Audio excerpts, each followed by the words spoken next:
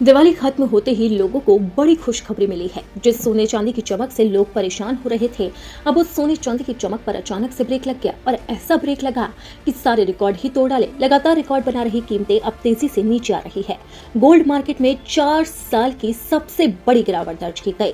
सोना $4,381 प्रति औंस के नए शिखर पहुंचने के बाद करीब 3.8% टूट गया। वहीं चांदी भी $54 से लुढ़ककर $50 प्रति औंस पर आ गई। डॉलर की मजबूती, अमेरिका चीन तनाव में कमी और भारत में खत्म हो चुके त्योहार के सीजन ने इस गिरावट को और गहरा कर दिया। अब सवाल है कि क्या सोने का ये सुनहरा दौर खत्म हो गया है?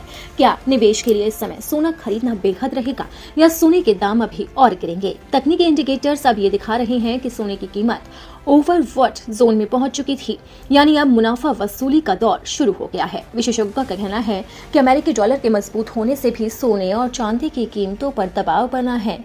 डॉलर महंगा होने से अन्य देशों के निवेशकों के लिए कीमती धातुएं महंगी पड़ रही है। इसके अलावा अमेरिका और चीन के बीच तनाव कम होने और दोनों देशों के शीर्ष नेताओं की आगामी मुलाकात की खबरों से भी निवेशकों का रुख सुरक्षित निवेश यानी कि गोल्ड से हटता दिख रहा है।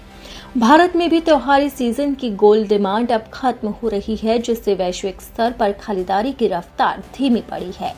यही वजह है कि सोना और चांदी दोनों के दाम में अचानक से ठंडक आ गई।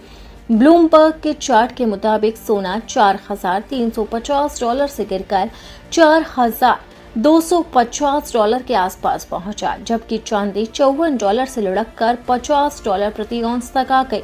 फिलहाल बाजार में माहौल अनिश्चित है और विशेषज्ञों का मानना है कि आने वाले भविष्य में सोने चांदी में उतार चढ़ाव का दौर इसी तरह से देखने को मिल सकता है।